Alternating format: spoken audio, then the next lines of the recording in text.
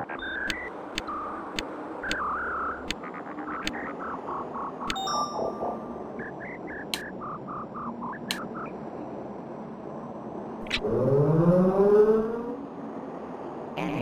employee number 472695. You are cleared for liftoff.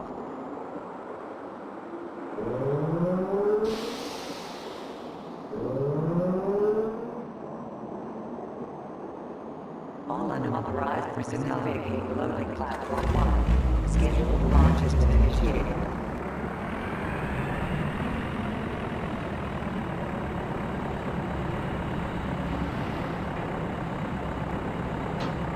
Heavy Industry Incorporated wishes you a safe and productive work day.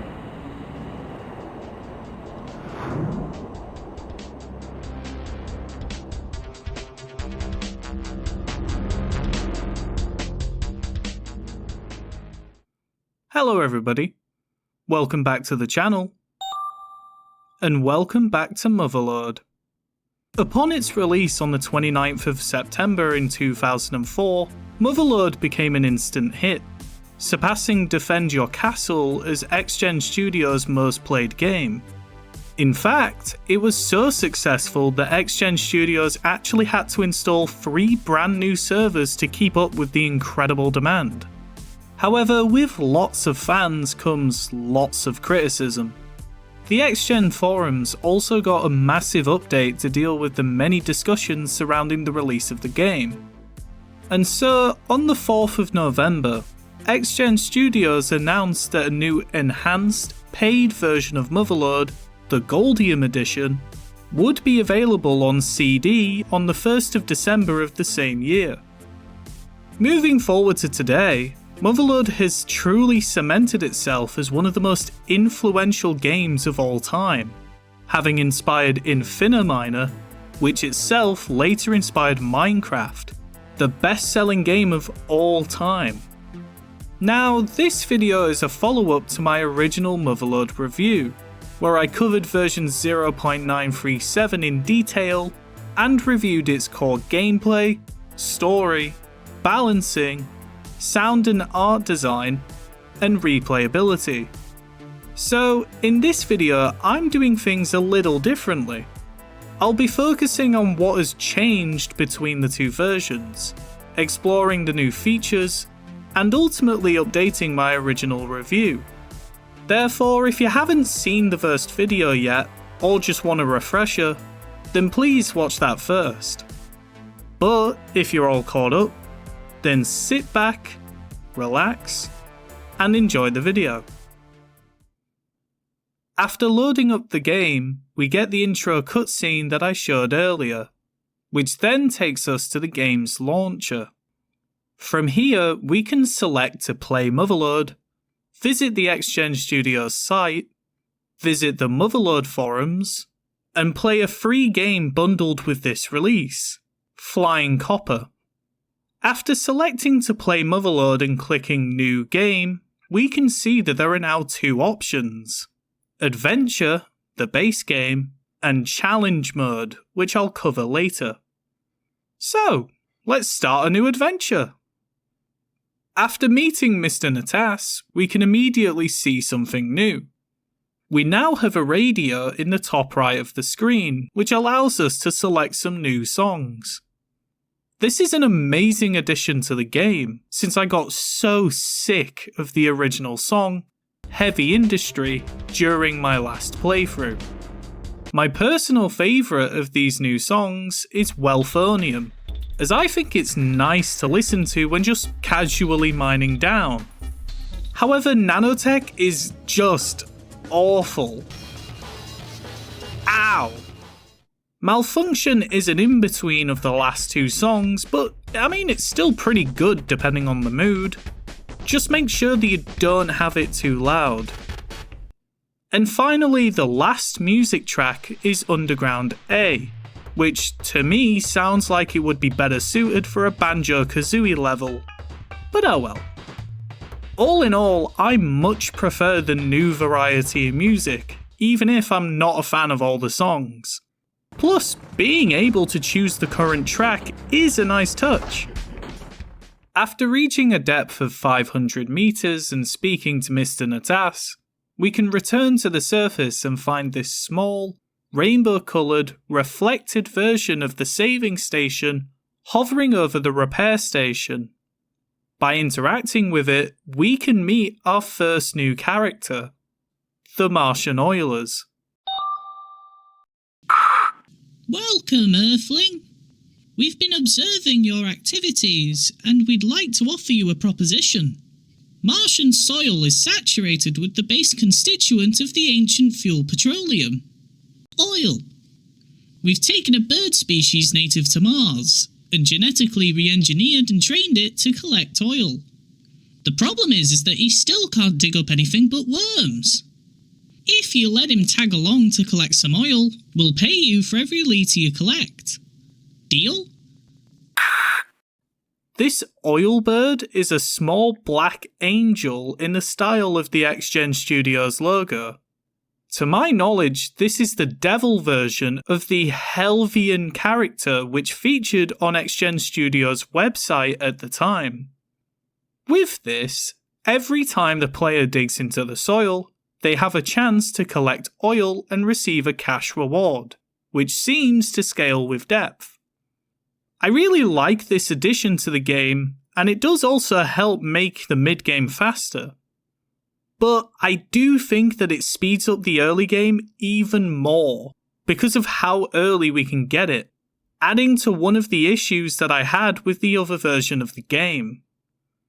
Regardless, if the player saves and quits the game, they lose their oil bird when they load their save, with the player having to dig below 500 feet again to get the pod to reappear. As we progress further down, there isn't anything noticeably different between versions from a core gameplay perspective, apart from the mining speed and flying speed.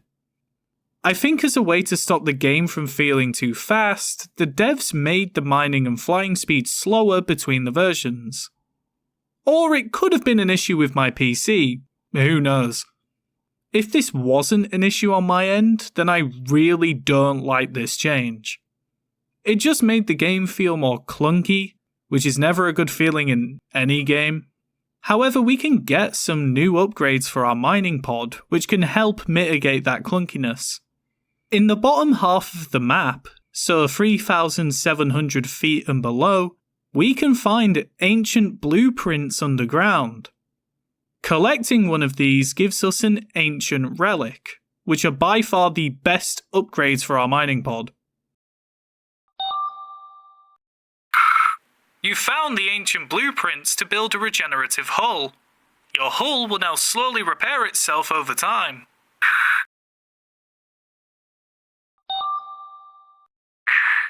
You found the ancient blueprints to build a hyperdrive. You now have unlimited surface teleporting ability by pressing the M key.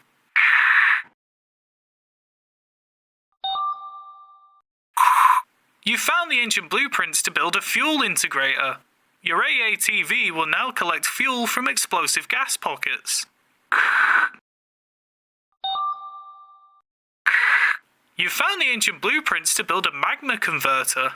You now have the ability to collect magma and profit from lava pockets.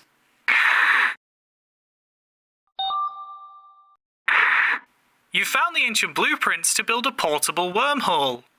Your minerals will now automatically be teleported to a storage facility on the surface, giving you virtually unlimited storage capacity.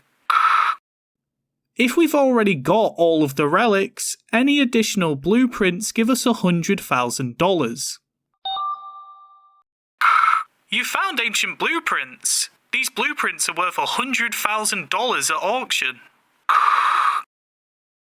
This value doesn't change whether we go from New Game into New Game Plus, etc. From what I could find, you'll likely only be able to find one or two of these in a single playthrough, making them feel extremely impactful without making our previous efforts feel wasted, which I think works extremely well in the game. But with earthquakes, or by saving and reloading the game to reset the underground, the player can find all the blueprints in a single playthrough, giving them an extremely overpowered mining pod. However, when looking for these, just make sure that you don't accidentally blow any of them up. Whoops. These upgrades are quite cool, but I do think that some of them are a bit better than others. The portable wormhole is just a negligible improvement from the previous max upgrade, since you'll never really fill your cargo with about 120 spaces. Even if you did, the engine is what becomes the limiting factor, as your mining pod still becomes heavier with more resources, even with the portable wormhole. Also, the magma converter doesn't give too much money from mining lava, so that's not a massive upgrade either. However, if found earlier into the game, we never have to worry about natural gas pockets because of its high effectiveness as a radiator. Speaking of natural gas pockets, the fuel integrator is a pretty cool idea. But to me, it's also not too significant, as without this upgrade we would just buy reserve fuel tanks to refuel our pod, which are quite cheap. But this upgrade just stops us from needing to buy them. Moving on, the hyperdrive engine does save us quite a bit of money on matter transmitters. And finally, we have the regenerative hull, which is by far the most useful of these upgrades. With it, we don't have to worry about lava or natural gas pockets at all, as the regen speed is very quick. With these upgrades, we can breeze through the late game and defeat Mr. Natas even more easily than before. But we're not done talking about the new features just yet. Sure, we've gone all the way down, but what about all the way up? After flying up to 5,000 feet, which can be done very early into the game with a tier 1 engine or fuel tank, we can find another character, Mr. Dog. Hark, what strange thing is this? Make haste from my domain, human, for you tread in the realm of the divine. Thine foul machinery creates much distaste among my choirs. You are still here? Fine, take this and get out. Despite bothering him, he gave us a nice cash bonus of $5,000, allowing us to buy some early game upgrades. This can be repeated if the player saves and quits the game, as it resets the trigger, similarly to the Martian Oilers. If the player continues and flies all the way up to 10,000 feet, they will receive another transmission. This time from God. Hast thou tired of tunneling the depths before thy time? Seek ye instead to soar the highest reaches of my heavens. Return now to thy rightly domain. Carry with thee this guardian to aid thy journey. Now, if it wasn't obvious before, Mr. Dog is indeed God himself, which makes sense if we also have Satan in the game. The guardian angel that he gives us also looks like the X-Gen logo, the Angel Helvian compared to the Martian Oilers Devil version. With it, any damage received is reduced by half, which you don't need me to explain why that's so good. However, if the player saves and quits, they have to receive the Guardian Angel again to gain the benefits, just like the Martian Oilers. If the player continues to fly up to 100,000 feet, which can be done using the reserve fuel tanks, they can receive one more transmission. Thou hast too much time on thy hands. As long as the player is above 100,000 feet, they will be continuously sent this transmission. And for that, we get nothing! Bet you feel silly for flying up so far now, huh? Since we're so high up and we can't use the teleporter in the air, it's just simpler to quit and reload the game, even if we've got tunnels all the way down to the bottom.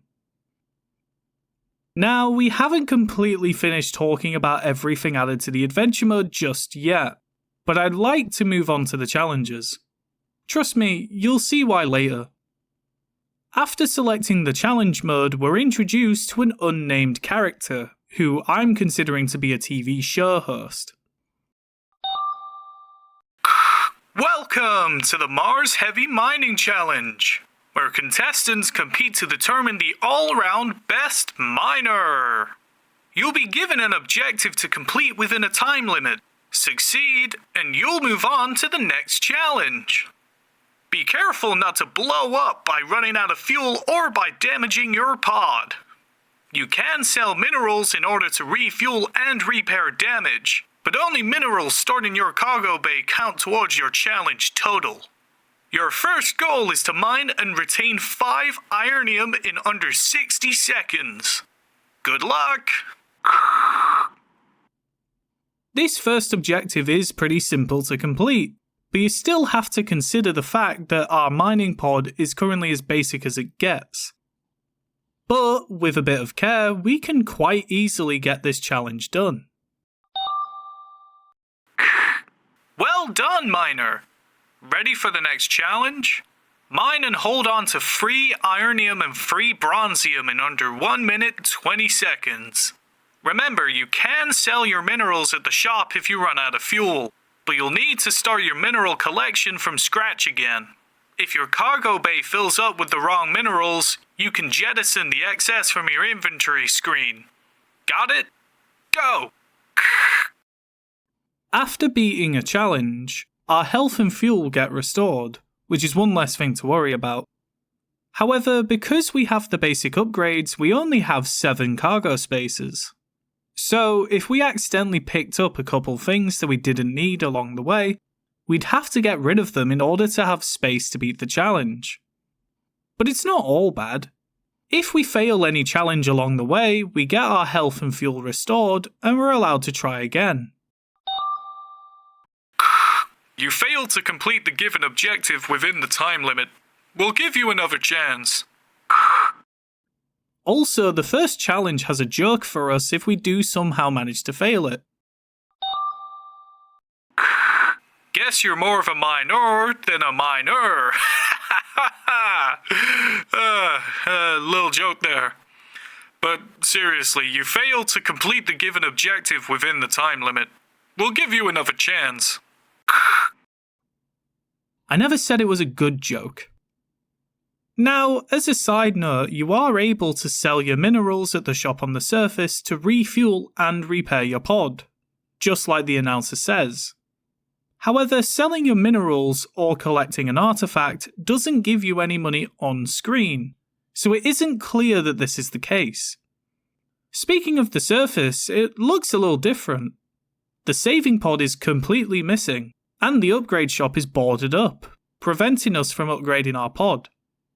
I do like this. It's a fun way to add some extra character to the challenge mode, to help make it a little bit more distinguishable from the main game. But anyway, back to the challenges. Not bad at all. Let's see if you can step it up a notch. We'll give you a slightly larger fuel tank this time. You'll need it. Collect free silverium in under 2 minutes. Now, we're given a medium tank upgrade for this challenge, which is the tier 2 upgrade, since we are going to be spending more time underground. At this point, we are most likely never seeing the surface again. However, this is a very simple challenge, and we can actually also complete our next challenge at the same time. Your basic mineral collection skills seem to be up to par. Let's try something else. Dig to 600 feet in 60 seconds.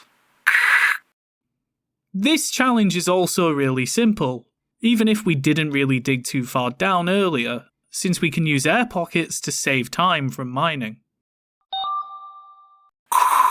Excellent!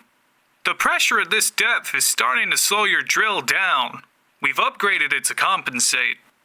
You'll also find a spare fuel tank in your inventory, which you'll need to reach your next goal, a depth of 1,400 feet. You have 2 minutes. Now, for this challenge, we're given a Goldium drill upgrade, which is the tier 2 upgrade, and 1 reserve fuel tank for us to use. We can use this now, but ideally we want to save any items we get to help us out later. However, since we only have to focus on digging down and using air pockets whenever possible, this challenge is pretty easy.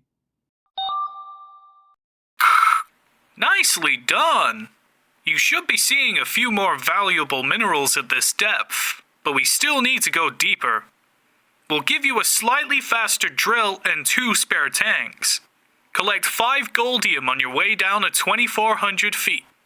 3 minutes on the clock. Now, since it's getting harder to dig at this depth, we're given an emerald drill, the tier 3 upgrade, and 2 more reserve fuel tanks. With 3 whole minutes, and the fact that goldium is quite common at this depth, this challenge is also a breeze. Great job! There's a steady magnetic field at this depth, so you might notice your AATV behaving strangely. Collect 5 platinum and reach 2,500 feet in the next 2 minutes. The announcer wasn't kidding with the idea that our pod would start behaving strangely. At seemingly random instances, our pod gets pulled in a random direction, making mining and navigating our tunnels much more difficult. Oh my god, oh my god, oh my god! Move! If you couldn't tell, I don't like this feature. The game's movement is already clunkier in this version, and now it's been made even worse? Who thought that was a good idea? Anyway, the 2,500 feet part of this challenge is a sneaky way to make the player struggle with the next challenge. Well navigated. The magnetic field begins to fluctuate unpredictably at this depth. Keep your AATV under control. We've upgraded your pod engine to the top of the line. Collect 5 more platinum in the next 2 minutes. Depending on how the player dug their tunnels, and whether they mined the platinum at the higher level or not with the last challenge, this challenge can either be quite easy or extremely difficult to beat in time. Not to mention the stupid magnetic field thing. I think it is a good idea to make it hard for someone to beat all the challenges in the given times, especially for their first try. But I just think the world gen puts the player in a bit of a chokehold sometimes. To add on to the weirdness of the difficulty of these challenges, the 9th challenge is by far the easiest. Way to go! Beneath you awaits a layer of solid rock. We're giving you 10 dynamite and 1 minute to blast your way through it. We're given 10 dynamite to mine through exactly 10 layers of rock, so we can't misuse a single one. But with a whole minute to complete this challenge, the player has about 40 seconds to reach the rock layer, which they should always be able to do in time. This is the last item we're given, so hopefully you don't need any more as we enter the mazes. Dynamite job! You're now entering the final set of challenges, the underground mazes. You have 60 seconds to find your way through. This first maze is incredibly easy to beat, so I'm going to move on to the second. Amazing! The last one was easy. Let's see how you do this time. You have 2 minutes. The second maze is much more difficult, and with all the moving around we're doing, it's possible to run out of fuel before finding the exit, making us have to restart all of the challenges from the beginning. This also applies to the third maze. However, the mazes are the exact same every time. So, as long as there aren't any issues between the mazes, then we should be fine once we know the right way to go. Fantastic! Below you awaits the final and most difficult maze. You'll also need to dig your way through it. Good luck! You have 5 minutes. Now, this maze is almost impossible to beat in our first try. We are given 5 whole minutes, but we have to drill our way through the maze, meaning that we also have to be careful to not mine through past a junction, since we can't mine up. However, there is some help from the devs with this maze. The correct pathway has small air pockets to allow the player to mine through the tunnels, so these pockets are a subtle nod to the player. In my first attempt, I missed a junction at the wrong time, causing me to be completely unable to finish the maze. Apart from what happened next. That's right everyone, we have a glitch that we can exploit. For some reason, the game's movement means that we can accidentally get ourselves partially stuck in a wall, which you may have noticed in my gameplay across both versions. However, rather than pushing the player out of the block, the game presumably doesn't change their speed, allowing them to slowly move into a block. Once inside, if the player tries to fly upwards, they get pushed down through other blocks. With this, the player can completely bypass the mazes, albeit quite slowly. Regardless, I didn't complete all of the challenges in time in my first attempt. You've successfully completed challenge mode! However, you failed to complete all challenges on the first attempt. Complete all challenges on the first try to receive a hidden upgrade. So, I did another run. Wait! I'm fucked! Yeah, so remember what I said about the world generation? There was literally zero way that I could enter the maze in this run, completely preventing me from being able to finish the challenges without cheating. I'm sorry, but that's just a massive oversight, plain and simple. If the devs went out of their way to keep the mazes the same, why not keep the space between them the same as well? It's not like this part of the map matters for resources or anything. On the bright side, this is a good time to show you how you can very easily beat all of these challenges. Yep, we can use the cheats in the challenge mode. This allows us to completely blast through all of the challenges, allowing us to technically beat them all on the first try, giving us a special reward. You've successfully completed challenge mode. You've received the ancient blueprints to build a multi-drill. You will now be able to drill through solid rock in adventure mode. To ensure you receive your multi-drill, go to adventure mode and save your game. You may have to load an existing game before you save. That's right, we received the final ancient relic, the multi-drill. This allows us to have the best drill in the game from the beginning of a new save if we wanted, which allowed me to blast through New Game Plus much more easily than I otherwise would have. However, I didn't like the fact that I had to use cheats to win. So, I did another run. Again.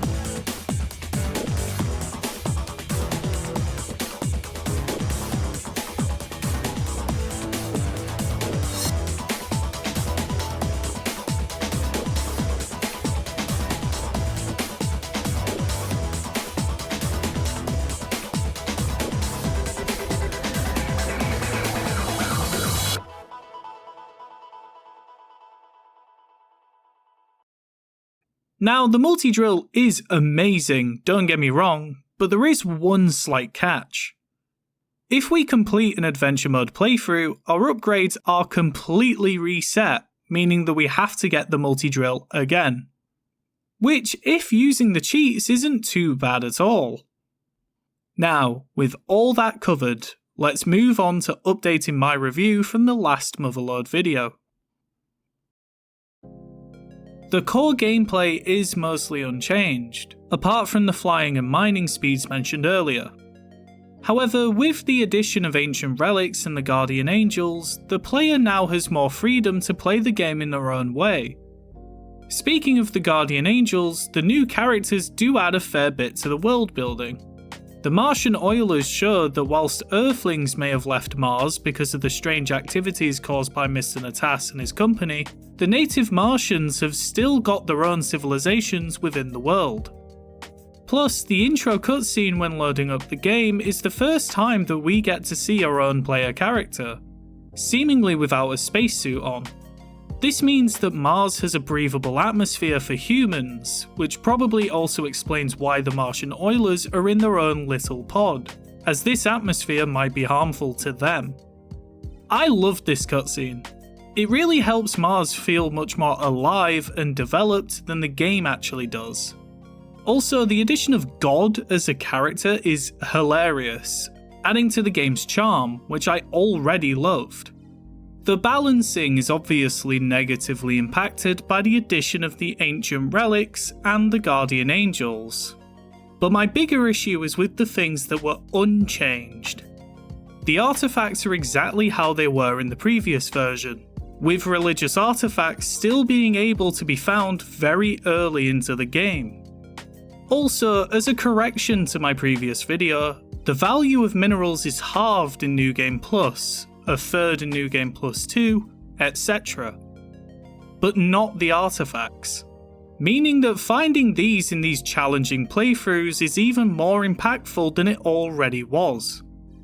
Furthermore, the $5,000 given by Mr. Dog, and the oil bird given by the Martian Oilers, both made the early game even shorter than it already was, since the cost of upgrades and the value of minerals are unchanged. The Ancient Relics are cool, and you'll realistically only find one or two in an entire playthrough, making the late game feel much better without being too overpowered. So I'm not too fussed about those. However, because they can be found 3,700 feet and below, you can find one of these before finding a natural gas pocket, which doesn't sit right with me at all. If the Ancient Relics were only findable from 5,000 feet and below, I think that would make them almost perfect. The multi-drill is obviously overpowered at the start of the game, but that's completely up to the player to get in a separate challenging game mode. So I'm also giving that a pass. The challenges are supposed to be hard, so a great reward is appropriate for the effort put in.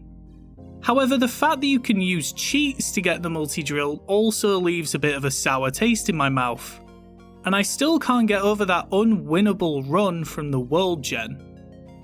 The art design is mostly unchanged, but I really love the look of the intro cutscene, the Martian Oilers, and especially God. I wouldn't change a single thing. 10 out of 10. As said before, I much prefer the new variety in music, even if I'm not a fan of all of the songs. So I'm glad that that was added to the game as well. It really does make it more enjoyable to play for a long period of time. And finally, the replayability is even greater than it already was. The new challenge mode adds a completely different way to play, and the rarity of the Ancient Relics helps make every adventure mode playthrough feel different, which was already the case with the procedurally generated maps. All in all, I think the Goldium version truly is the ultimate Motherload experience, and it does deserve to be a paid version of the game, even to this day. I do think the devs should adjust the game's price on their website, or make it purchasable as its own separate game on Steam, but that's asking quite a bit for a game that's over 20 years old now. And that is the Goldium Edition of Motherload. I really have enjoyed covering this game, so if you guys really want me to look at Super Motherload as well, then please let me know in the comments. If you enjoyed this video, then please make sure to like, subscribe, and share this video with your friends.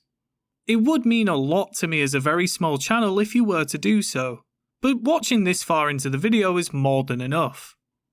If you have any other suggestions for videos, then please do let me know. But anyway, thank you all again so much for watching, and I hope you all have a wonderful day.